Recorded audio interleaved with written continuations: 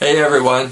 So in our last video we talked a little bit about the importance of the protein sources in our pets' foods, and we just touched briefly on a few guidelines to determine what's the best protein for our pets and how to determine from a pet food label what the protein source is in that particular pet food.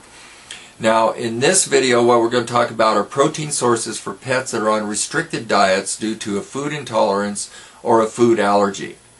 Now one of the things that can cause a food allergy is long-term exposure to the same protein and same carbohydrate source. And generally what happens is, we find a food that our pet really likes and they seem to do well with, and we continue to feed the same food. But over a long period of time, our pet can develop an intolerance to the protein source or the carbohydrate source, or possibly both, in that particular food. Now some of the symptoms of food intolerance can be itchy paws, itchy skin, chronic digestive issues such as gas or loose stools or frequent vomiting. And if your pet's showing any of these symptoms, I really encourage you to make an appointment with your vet and get it checked out to see if it is a food allergy or possibly some other issue that needs to be dealt with. Now of course prevention is the best choice, and one thing that you can do is feed 3 different foods with different protein carbohydrate source combinations. So for example, you could start out with a lamb and rice food, and then go to one that's maybe beef and barley, and then one to one that's fish and sweet potato. And you feed these foods in rotation. And what this does is it lowers the possibility of your pet developing an allergy to any one of these particular proteins or carbohydrates, and it also offers a wider variety of amino acid combinations and a more nutritionally complete diet. Now, if your vet should determine that there's a food allergy present with your pet, most likely what they'll do is put them on a restricted diet. And a restricted diet is simply a food with a single protein source and a single carbohydrate source that your pet's never been exposed to before. Now originally lamb and rice was developed for this, but it became so popular that most of the pet food manufacturers included it in their everyday line of products, so it's safe to assume that most pets have been exposed to lamb and rice at this point. However, the pet food manufacturers do understand the need for the allergy formula types of foods, and they have developed several with a wide variety of proteins and even some exotic proteins. For example, we have foods with rabbit, herring, venison, bison. There's even foods out there with kangaroo meat in them. So finding a food with a protein source that your pet has never had before should be relatively simple if your pet is required to be on a restricted diet. Just a word of caution though, whether your pet is on a restricted diet or a healthy pet, do not feed every single protein source that's available out there, because what will happen is later on, if you find the need to change a protein source or the need to put your pet on a restricted diet, your choices will be very limited and you may have a very difficult time finding a food that they can tolerate. Now when you're looking for the foods for your pet, if they're on a restricted diet, there are a few things to look for.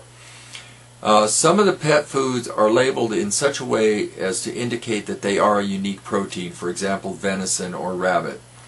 But read the labels carefully, because oftentimes these foods will also include more common protein sources such as eggs or chicken.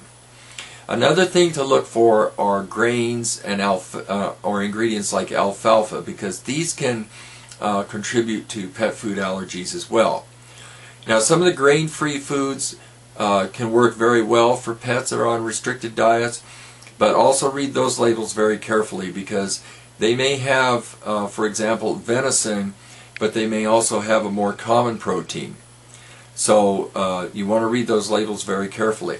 Generally, if you can find foods that are designed specifically for pets with allergies, that's your best choice. And some good examples would be California Natural, Wellness Simple Foods, Natural Balance allergy formulas are very good, and Wysong Allergen is great. It's a little expensive, but it's well worth the money. Now, Once your pet's on a restricted diet, what can you expect? Well, it can take up to 12 weeks for you to see improvement.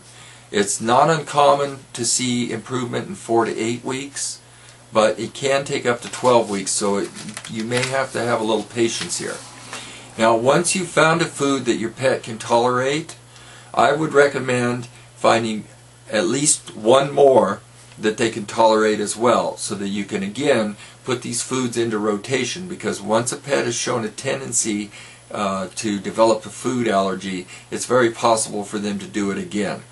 So I would find 2, possibly 3 foods that they can handle and feed those in rotation. Now, just because your pet has a food allergy doesn't mean that treats have to go to the wayside. There are some really great treats out there that are designed specifically for pets with food allergies. One good example are Play-Doh Smart Strips. They have duck and salmon, and this is one of the ones that has kangaroo meat in it. Also, Only Natural Pet has some really great ones. They have their jerky bites and their bison strips. If you can't find any of the types of treats like these, then the freeze-dried meats are excellent. You can look for pet food places that offer like raw food diets, and they should have the freeze-dried meat strips, and those are great for treats too. Now, obviously, having a pet with a food allergy is going to require a little more research and a little more diligence on your part, but with the wide variety of allergy formulas and the incredibly wide assortment of protein sources, it should be fairly easy for you to find 2 or 3 foods that your pet can tolerate and that you can feed in rotation and keep them happy and healthy. And remember, the best years of your life are measured in dog years. I'll see you later.